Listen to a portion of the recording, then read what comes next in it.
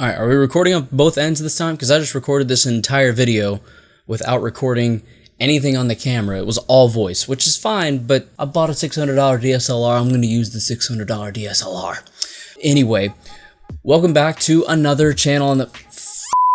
Welcome back to another video on the channel. Today we're going to be discussing Far Cry 5, whether you should go for it, wait for it, or never touch it. And I'm just going to start the video off with definitely buy it. Do not wait for a sale. There's no point. Just go ahead and get it. It is worth every bit of the $60 price tag. And now we're going to get into the reasons why.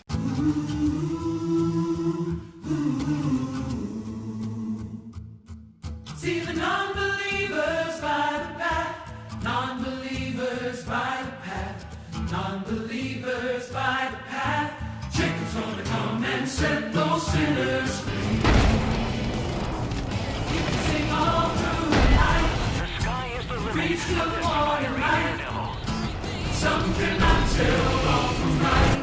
Jacob's gonna come and set those sinners free. Jacob's gonna set those sinners free. I saw when the Lamb opened the first seal, and I heard, as it were the noise of thunder, one of the four beasts say, Friends hide in the dark. They've laid their plans and they make them hard. We dig the souls that they have claimed. They won't be saved when they're up in flames. The sinner's world is full of hate.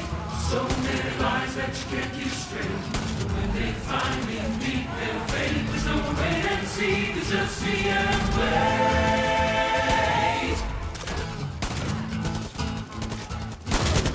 So starting off, we're going to go off of the campaign first. Just first off, you can play co-op campaign. That right there should have you sold. If you've played any Far Cry game in the past, you know that the one thing you probably wanted to do was have a friend alongside you during some of those adventures, whether it be burning a weed, burning a field of hemp, or... I threw the bait and someone goes, "Move it in for the kill!" Oh my God, oh Jesus Christ, he just destroyed that bear. That bear ran out, was like, "Oh, mistakes were made." Oh my God, that was so intense. He f***ed that bear up, dude. Or finally tracking down and taking down pagan men, unless you took the wuss way out and, you know, did the whole wait 10 minutes in the first room and beat the game in less than 5 minutes. If you went that route, good for you. We all did it once. But if you took the game the whole way through, then you know the one thing you wanted to do was have a friend right there with you, rather than playing in a party chat and saying, "Oh yeah, I'm doing this with my outpost. I'm gonna go balls deep and do explosions," while your friend was all, "I'm gonna go in all stealth-like and I'm not gonna make a single sound or ever get caught and get both bonuses." Well, in this game, you can do that with a friend alongside you. It's amazing.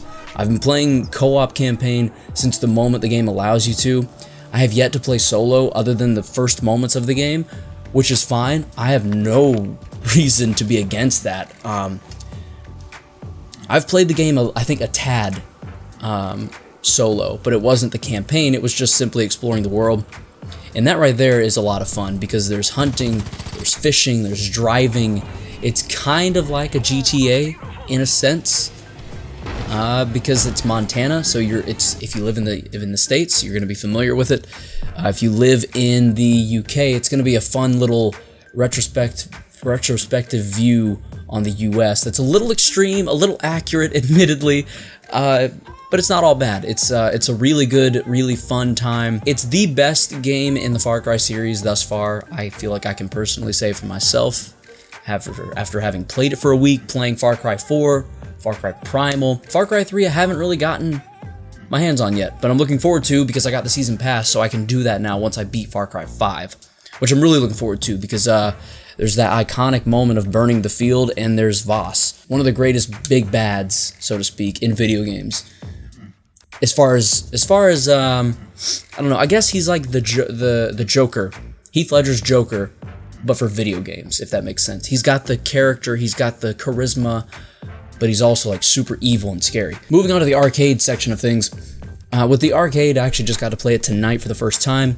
There were good ones, there were bad ones. There's two sections. There's arcade, and you can play solo or co-op. There's multiplayer, and if you tab over, I believe it's arcade community. And you can be what's called an arcade hero. And what you do is you go in and you play totally random maps. Ubisoft just takes what people have created, throws them out there, and if you end up with it and it's great, congratulations, drop it a like. It's like I'm talking about a YouTube video, but you drop a like or a dislike, or you can not rate it at all, and that will help it move to the official side of things, or the promoted, curated side of the arcade, which is really cool because it gives you a chance to play both sides of things. And the best part is if you play as an arcade hero, you actually get a bonus to your level ups, and that's another thing. If you're about halfway through the campaign and you're trying to figure out what other challenges you can complete, but some of those challenges are insanely hard, take a break, go play some arcade, have some fun, because you get money and you get perk points. And those transition to campaign. You can use them in campaign. It's absolutely incredible. Today, I played arcade for, I don't know, 30, 45 minutes, maybe an hour. 5 perk points and about $2,000 in game money. And that's a pretty big deal. That's not like a ton of either of those things, but for an hour of fun, I basically got paid in-game currency to enjoy myself and test out some new maps that people have created. And by the way, people get very creative. There were some very interesting ideas, some ideas that went for this big, bold, just something, and it didn't quite work out, but it was still a lot of fun to try, and still a lot of fun to see where people are in this community and what they're expressing with what they're wanting to do with the game, and how they're wanting to make the game. And I haven't dived into the editor yet myself, but I can tell you that it seems very expansive, and there are a lot of different options for people to go with from what I've seen. I've played a couple of different things, and it's a wide variety. Next is live events, and there are a couple of different live events coming up. They're starting a day from this recording tomorrow. I'm looking forward to those. I have no idea what they're going to be. I think one's Friendly Fire, and one is Well Done or something like. There's 3 of them, but I'm really looking forward to those because they look like they sound like a lot of fun. I've not looked into them at all. But for now, we're looking at why this game is so great and why this game is so amazing and why you should definitely buy this game. And moving on to the final and probably best point that I can make is the soundtrack. I don't want to get too serious. I don't want to get too sappy, but this is one of the better soundtracks I've ever heard on a video game because it does something that a soundtrack is supposed to do. It's not just a bunch of great musical achievements thrown together. It is a curation of music and sounds that bring the game, that elevate the game to a further level, another tier, if you will, that really just brings in whoever's playing it and doesn't let them go. I have heard some songs in this game that I loved, and until I tried to listen to them outside of the game. It's the weirdest thing. There's some music stylings in here that I don't normally personally enjoy at all. It's just not my thing. But in the context of the game, it works so well, and it draws me in so much that I find myself enjoying the two together, but not separated, if that makes any sense. I couldn't imagine playing Far Cry 5 without the music, which is why every video that I upload of Far Cry 5 from this point, copyrighted or not, will include the music because I feel that it adds so much to the game.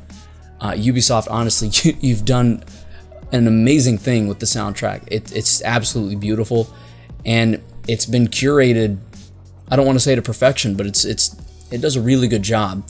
If you want to see kind of a deeper insight onto soundtracks for video games, I'm pretty sure Nicky Jakey's done a video on it. I'll link to it if I can find it, or just link to his channel in general because he's been a big inspiration for me as far as like video games and wording why I love them so much and different aspects of why I love them so much. And just a great channel overall. So that'll be down there for no particular reason, only because I want any of you that don't know about him to now know about him because he's been a huge inspiration for me the last couple of weeks. Shout out to Dakota for putting me on his big boy on his gamer guy peen, if you will. I don't know where to go from there. Yeah, so anyway, Far Cry 5 is definitely worth it. Those are the reasons why. If you disagree, you can feel free to let me know in the comments. If you don't like the gameplay and review videos, this one's not going to be a live gameplay, but there will be gameplay running in the background as I speak and as I talk about it. Or there was, rather, because you've already watched the whole video and now you're here. Anyway, so yeah, if you don't like them or you're not enjoying them, feel free to dislike it. But if you do, you. And as always, Be sure to enjoy yourselves, and until the next video or live stream, because I tend to do a little bit of both, stay frosty and stay humble.